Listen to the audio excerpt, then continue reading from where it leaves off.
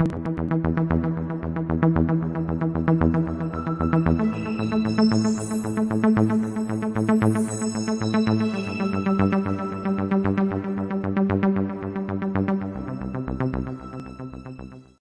welcome to Channel KT4, broadcasting live on Facebook and YouTube. You can join in by sending in questions during the show. Just press the comments button on the screen. Don't forget to like the like or share buttons. If you're watching on YouTube, please click to subscribe to Channel KT4. Before I introduce my special guest, I just want to highlight the Hogsmill River, where there's been yet more fly tipping from the River Hill Bridge opposite the Hogsmill Tavern. Here's a picture for you. The river also became a very grey, murky colour, which was caused by a burst water main, which was then surcharging the service water system and discharged large volumes of water out of two outlets on the Bones Gate. Please, if you see something odd or suspicious in or on the Hogsmill River, please contact one of the agencies at the bottom of the screen. I'll leave it there for a little while for you. So I'm delighted to welcome to the studio Ray Kennedy, an archaeologist from Cotswold Archaeology and project manager of the archaeological excavations which have been taking place at the Gunpowder Mills on Old Malden Lane in Worcester Park. Welcome, Ray, and thank you for agreeing to take part in the show. Thank you very much for having me. Well, it's great to see you, and I've been watching with interest everything that's been going on with all the unearthing of this incredible site. But what a fascinating find, which I'm sure is of great interest to many people. Yeah. Cotswold Archaeology, in collaboration with the builders Taylor Wimpey and Surrey County Council, have been working together on this project. Here's an image of the site, Ray. Could you tell me just a little bit about it? As you can see from this drone photograph, you can see the image of two gunpowder mills and the associated water culverts that would have powered the mills. So you've got on the left you have powder mill A, and on the right you have powder mill B, which is the one that's less intact and was subject to an explosion in 1848. Okay, were both mills producing the same style of gunpowder, or were they slightly different? As far as we were, they were producing the same style of gunpowder, which was kind of a relatively cheap mass-produced powder that was quite profitable and was generally exported abroad. But then later on, the mill gained government contracts and was supplying to the government, so it had to meet certain criteria, and would have been only one of 110 mills in the country that did so. Okay, so how did Cotswold Archaeology get involved in this project, Ray? Well, as a condition of planning, Cotswold Archaeology, as a condition of planning, Taylor Wimpey would have been told how to do archaeological works on the site. And so in November, Cotswold Archaeology did an archaeological evaluation where we dug a series of trenches across the site to test for any archaeology. That was when we found the remains of structures, which we weren't sure what they were, but we thought they were the gunpowder mills. But obviously, the county archaeologist, Nigel Randall from Surrey County Council, recommended that we begin excavations at the site to open up a larger area to see if we did see the mills. And we've been conducting those works since February with a break because of the COVID situation in between. So the works are being funded by Taylor Wimpey. Yeah, I'm sure that's been quite a bill for Taylor Wimpey to do all of this, but I suppose that comes with the territory, doesn't it? Yeah. It's just the nature of the modern planning system, and something the builders were quite happy to get on with, and they're quite happy to pay for it. Ray, here's a site map. Can you explain the layout? And until I started looking at this, I wasn't aware that there were two mills, which we just briefly talked about on the site. Yeah. But I think this gives the viewers a really good concept of where everything is. Yeah, so this is a 1848 map of the site, and you can see the two mills in the center of the site in blue and purple, running northeast southwest is the mill pond that would have held the water that was lifted from the Hogs Mill and then would have been released into the two powder mills. Okay, Ray, could you just say whether you're talking about going left to right? Oh, sorry. Sorry. Sorry about that. Sorry, the right mill is powder mill A and the left mill is powder mill B, and the blue line that's running left to right across the site is the mill pond, which would have held the water for the powder mills themselves, and then the dark blue line that is running from the top of the page to about halfway through the page are culverts that lead down to the River Hogs Mill, and that's where the water would have that the mill had used would have escaped back into the river. Sorry, Ray, could you just tell me again, whereabouts is the Hogs Mill River on this? Oh, it's in the top left-hand corner of the page. You can just about see it below the. Oh, got it now. Yeah. Just below where it says Powder Mill B. Right just above, sorry. Okay. It's absolutely fascinating, isn't it? Can you tell me a little bit about the history of the site? I believe it dates back to around 1720. Am I right in that assumption? Yes, as far as we're aware, there's been a gunpowder site on this gunpowder mill on the site since the 1720s. So this year will be its 300th anniversary. A family called the Taylor family owned the mill for about 150 years. So they leased the land in 1720 and built the mill. They were merchants from London. They owned a couple of other mills around the country, including one in Wandsworth. And around 1760, they bought the mill, and then bought the land from the owner. And then in the 1770s, John Smeaton, who's considered the father of British engineering, he redesigned the mills and updated them in order to increase capacity of the mills. And then James Watt, the famous steam engineer, he designed the steam engines on the site that would have pumped the water from the Hogs Mill into the mill itself, into the mill pond. And the site operated until about 1854. There was about 7 explosions, and then it finally shut in 1854. Sorry. Okay, Ray, tell me a little. I'm fascinating about this steam engine or steam engines. Were they actually on tracks going from the river to the mill pond? No, we think it would have been, we haven't found any archaeological evidence, but we think it would have been a fixed steam engine that would have pumped the water from the river up until the mill pond. But unfortunately, we don't have any archaeological evidence for that at the moment. But we have records of the steam engine being being installed on the site in the 1770s. Nearby, of course, there would have been Worcester Park House, which is the other side of the Hogs Mill, and there was a lake there. And probably, was there a conduit underneath what is now the road that would also have been an outlet of water into the site? Well, we think so. We haven't found any evidence of that, but the historic mapping would seem to indicate that there is a link between that lake and the site, but we don't have any evidence for it currently. But the mill pond does seem to be filling naturally from the south of the site, as well as having water pumped into it. Okay.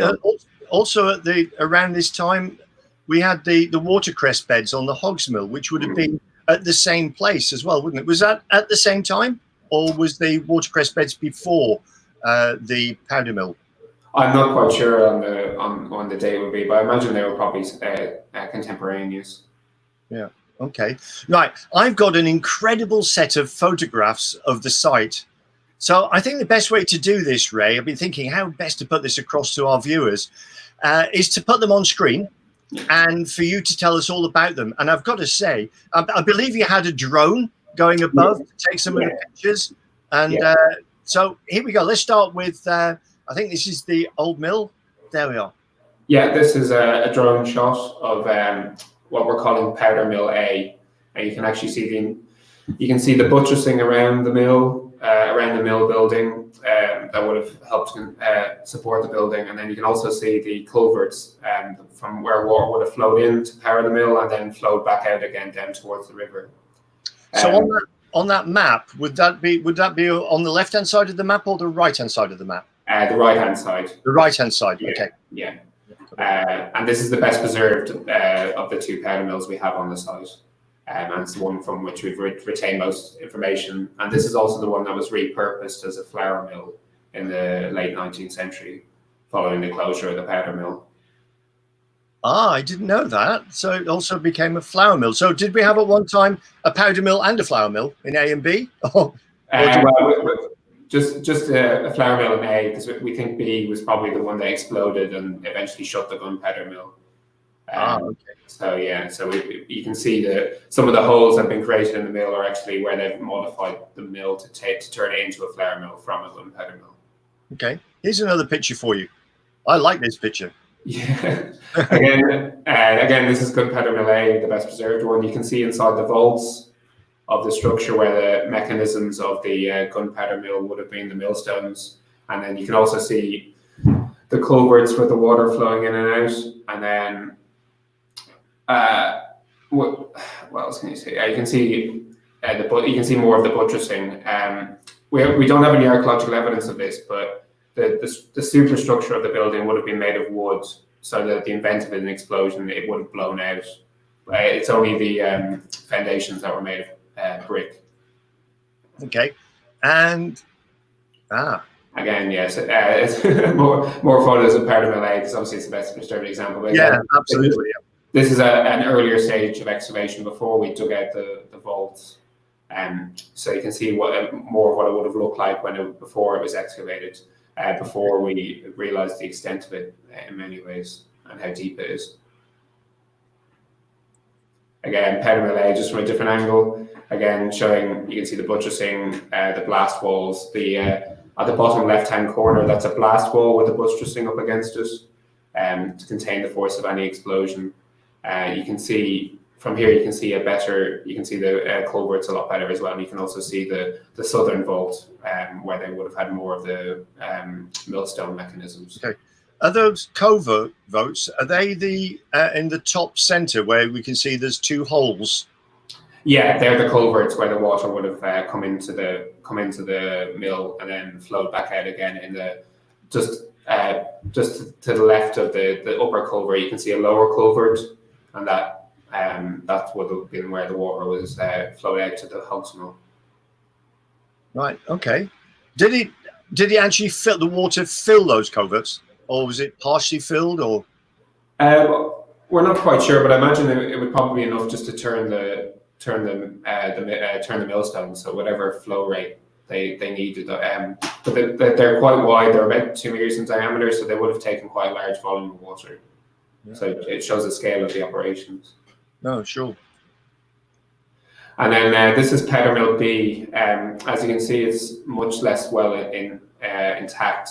You can see the culvert just at the top of the page, top of the photograph, that would have flowed in, where the water would have flowed into the mill. And basically, this is all that's left of the Powder Mill B, and this is the powder mill that we think exploded in 1854. That resulted in the closure of the mill itself, because of the amount of damage that this explosion caused.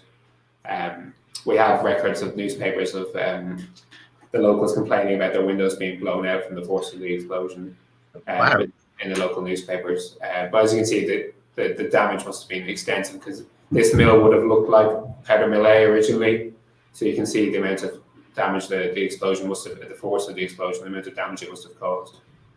Yeah, and here's another one. Yeah, this is the long culvert. You could see in the map at the top of the 1848 map, and this is the culvert. This is the one we were talking about on a couple of pictures ago, wasn't it? Where we had the culvert in the top center. Yeah. Okay. And this leads from Powder Mill from Powder Mill B back to the river. So it's quite a long culvert. It's much larger and more substantial than the culvert in Powder Mill A. And you can see where the brick wall at the top of the photograph, where the culvert stops, that would have been that would have led to a leat, which is an open water channel, and then the leat would have led to the river. And again, it's you can see where they've repaired it in various places, and also where they've put buttressing on the culvert just to support. You can see some extra added brickwork where they may have had maybe a road or something running over the culvert, so they've added extra supports. Okay, here's another interesting picture, again of Powder Mill A, I think, isn't it? Yeah, again, it's in the later stage of excavation. As you can see, where at this point we were starting to investigate the mill a lot more, so we stuck a machine slot through the upper culvert to see to check its diameter, and we'd also done that in the lower culvert. You can see a hole in the top of the page, again to check the diameter of the lower culverts in order to be able to see the extent of it and how stable it was. And that was also to allow the builders to be able to see how stable the culvert was in terms of their construction plans.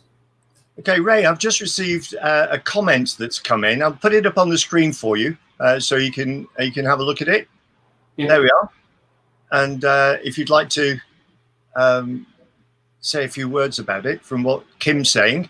Yeah, I think William Hunt, I think he's a pre-Raphaelite painter. I think he lived in the area at the time, and I think he did paint in the vicinity of the mill.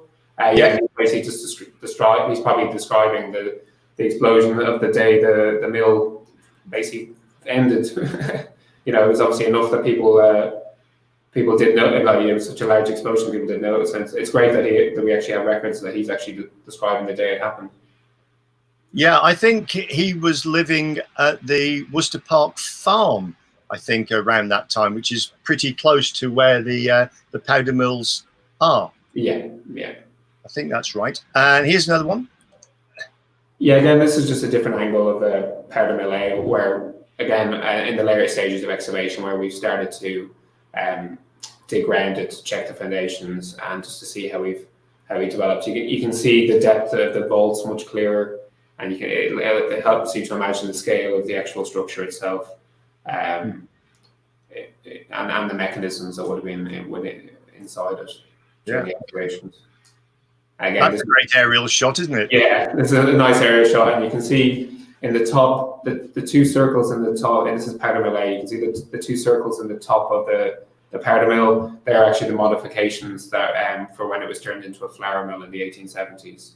Where they've actually just poked holes through the brickwork in order to install their turbine for their flour mill. And basically, it's just basically a nice overview. Just gives you you can see the blast walls to the left of the photograph and to the right of the photograph at either end of the powder mill, and you can also see just the depth it goes to. It just gives it's just a great scale. And to the left of that photo would have been where the mill pond was, just where the photo grays out would have been where the mill pond would have been originally. Okay, and this isn't a great photo of the millstone, but this is one of the millstones we recovered from the site. It's about 2 meters in diameter. It probably came from the Pennines in Derbyshire, so it's probably mined at the Pennines in Derbyshire, and it weighs 4 tons.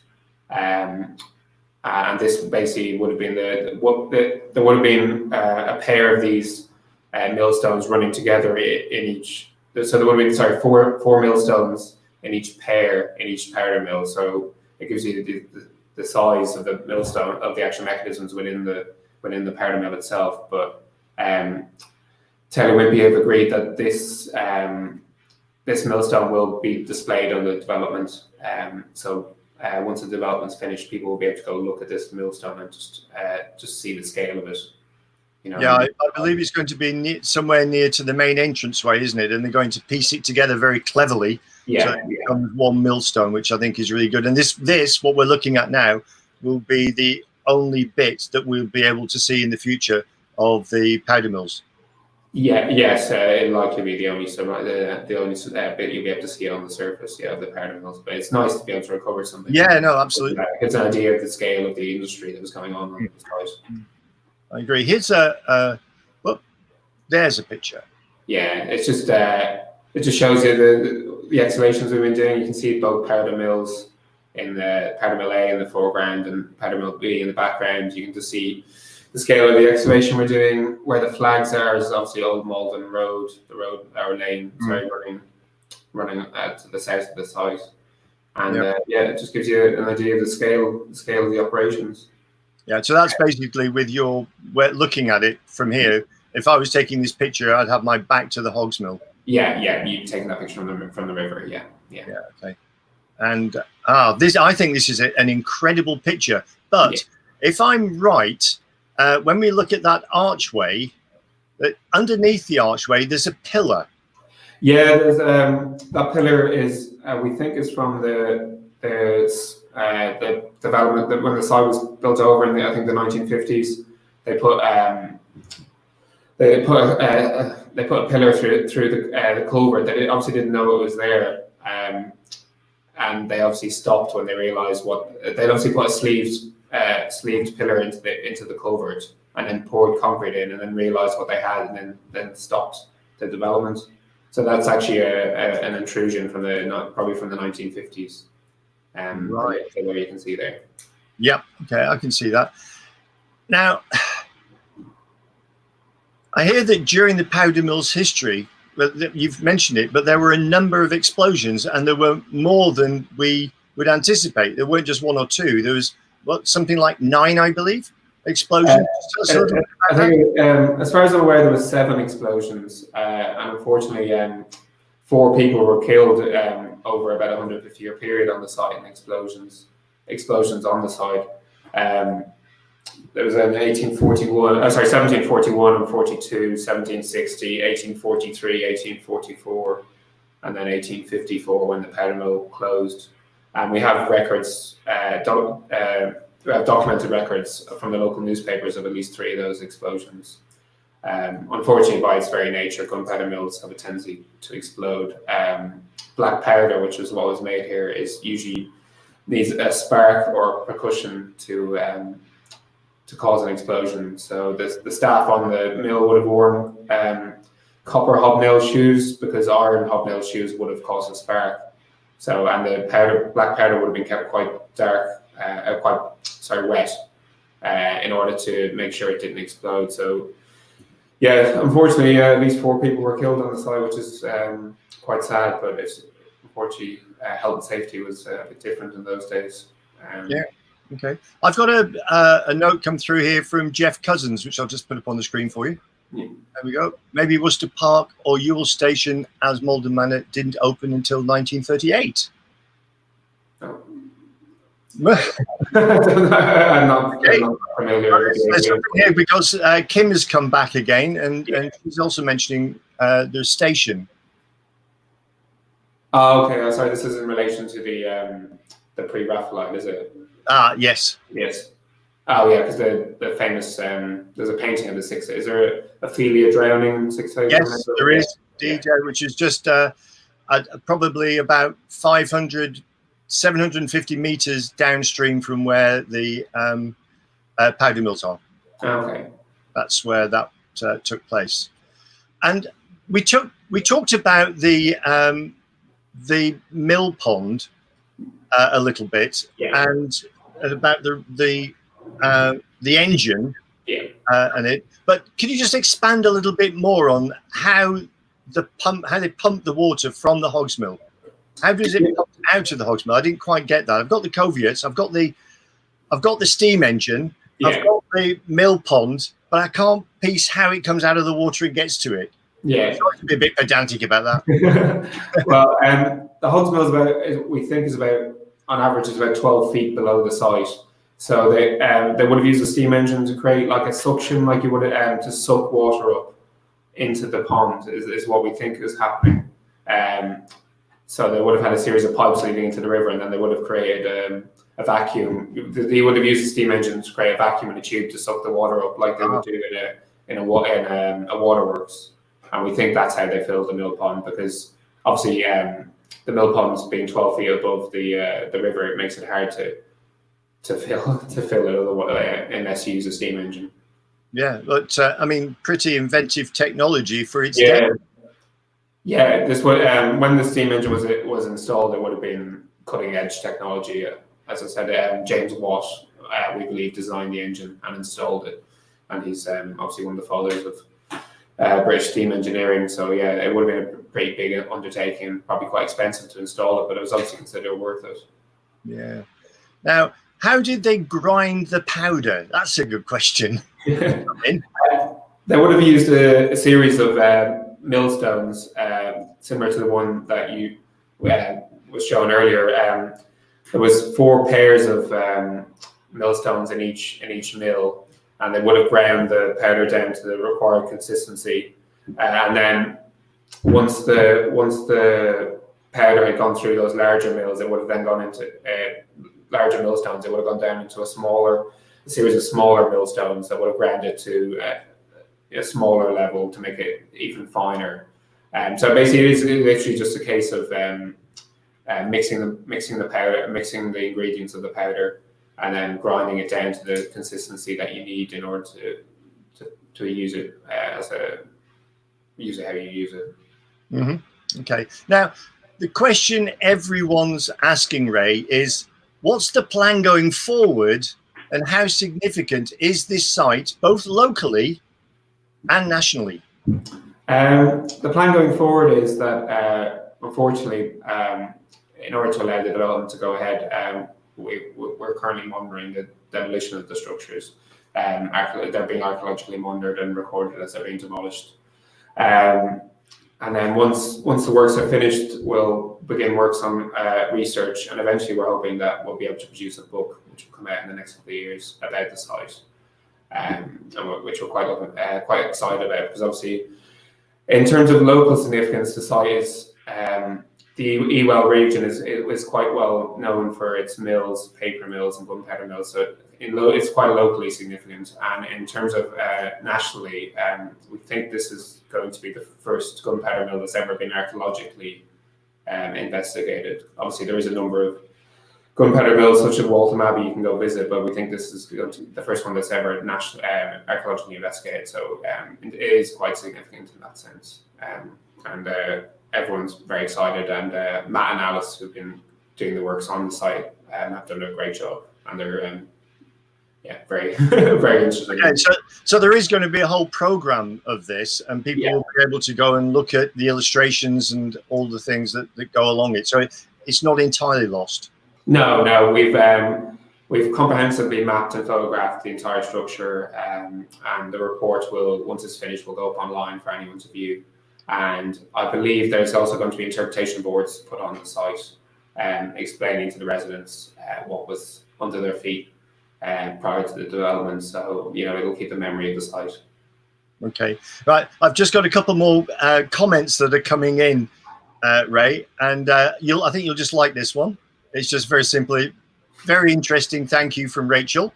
So thank you, Rachel, for that. We have one here from John. And why not keep the structures and allow access through the new houses? Would make a great wine vault for each house. Hey, I like that idea. Yeah, it'd be a nice idea. Wouldn't that be good? And it'd be just down the road from me as well. That would be really, really good. Look, Ray, it's been fascinating chatting with you, and thank you for coming into my virtual studio. Yeah, I only wish the site. Sorry? I said thank you very much for having me. My pleasure. I only wish the site could have been preserved, or at least some of it, as part of our cultural heritage. Ladies and gentlemen, from Cotswold Archaeology, the project manager of the Old Powder Mills, Ray Kennedy. Thank you, Ray. Thank you. Bye. Bye now. So, coming up on channel KT4 next week, I have the pleasure of welcoming the Reverend Teresa Ricketts, Vicar at St Mary's Cuddington. Until then, stay alert and stay safe.